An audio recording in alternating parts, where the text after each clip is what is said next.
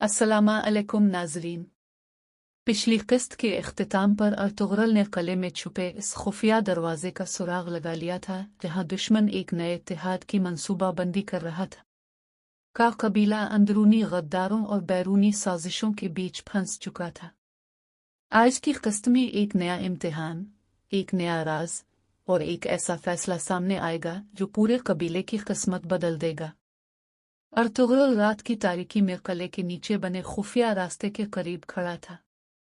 ठंडी हवा चल रही थी मगर इसके दिल में एक तपिश थी, इस सच तक पहुंचने की तपिश।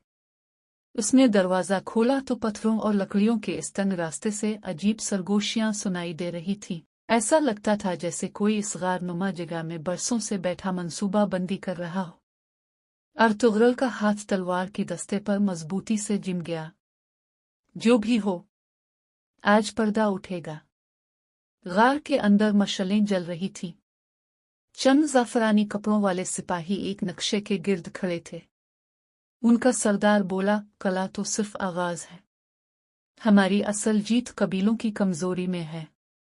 अर्तुगरुल ने सुना तो उसकी आंखों में हैरत की एक लहर दौड़ी। ये सिर्फ हमला नहीं था, पूरे तुर्क कबाइल को कमजोर करने का मंसूबा था। किले से निकलते ही अर्तुगरुल को एक घुड़सवार मिला जो शाम के वक्त का कबीले पहुंचा था। अर्तुगरुल बे इब्न अल-अरबी ने यह खत भेजा है। खत में सिर्फ चंद अल्फाज थे। ज़ाहिरी दुश्मन से ज्यादा खतरनाक वो है जो अपने चेहरे को दो हिस्सों में बांटकर चलता हो। इस पर नजर रखना जिस पर सब भरोसा करते हों। अर्तुगरुल के दिल में एक लर्जिश हुई, क्या कबीले के अंदर कोई बहुत बड़ा गद्दार मौजूद है।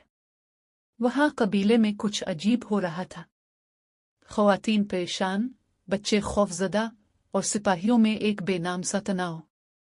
हमा खातून ने बेचैनी से कहा, अर्तुगरुल कहाँ है? ये सब दुश्मनी दिन बदन बढ़ती जा रही है। सिलजान खातून ने जवाब दिया, माँ, मैं महसूस कर रही हूँ कोई हमारे अंदर बैठकर आग भड़का रहा है। कबीले में खौफ का साया गहरा होता जा रहा था। तुरगुत सिपाकशी से वापस आया तो उसने एक हैरत अंगेज बात बताई। बे, जो सिपाही हमारी निगरानी कर रहे थे वो दुश्मन नहीं थे, वो हमारे ही कबीले के लोग थे। अर्तुगरुल ने गहरी सांस ली। इब्न अल-अरबी का पैगाम दुरुस्त था। गद्दार हमारे अंदर है। अर्तुगरुल ने 3 वफादार सिपाहियों को बुलाया और कहा, आज की रात से हर खैमा, हर सिपाही, हर कदम, सबकी निगरानी करो। कोई भी जरा सा गैर मामूली काम करे तो मुझे फौरन खबर चाहिए। इसकी आवाज में लीडर की धार थी। काका दुश्मन बाहर से नहीं, अंदर से निकलेगा। रात की तारीकी में एक नकाबपोश शख्स कबीले के घोड़ों की रस्सियां काट रहा था। वो उन्हें भगाकर अफरा-तफरी पैदा करना चाहता था ताकि कबीला कमजोर हो जाए। लेकिन जैसे ही इसने आखिरी रस्सी खोली, रुक जा, तुरगुत और बामिसी ने उसे घेर लिया। निकाब उतरते ही सबकी आंखें फटी की फटी रह गई। यह कबीले का ही एक मोतबर सिपाही था जिस पर सब भरोसा करते थे। इस खबर ने पूरे का कबीले में आग की तरह फैल गई। सब हैरान थे, ये हमारे साथ गद्दारी क्यों करेगा? सिलजान खातून ने गुस्से में कहा, ये एक नहीं हो सकता, कोई तो उसे चला रहा है। अर्तुगरुल ने सिपाही को सामने लाकर पूछा, बता, कौन है तेरे पीछे? सिपाही खामोश रहा, लेकिन उसकी आंखों में खौफ सब कुछ कह रहा था। वो किसी बड़े दुश्मन का हाथ था।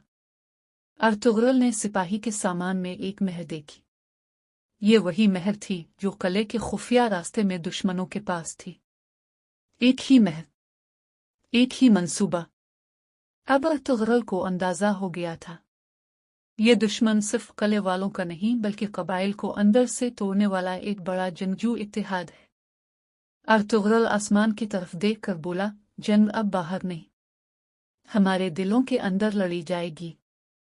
अब इसका अगला कदम न सिर्फ कबीले को बचाएगा बल्कि दुश्मन को बेनकाब भी करेगा।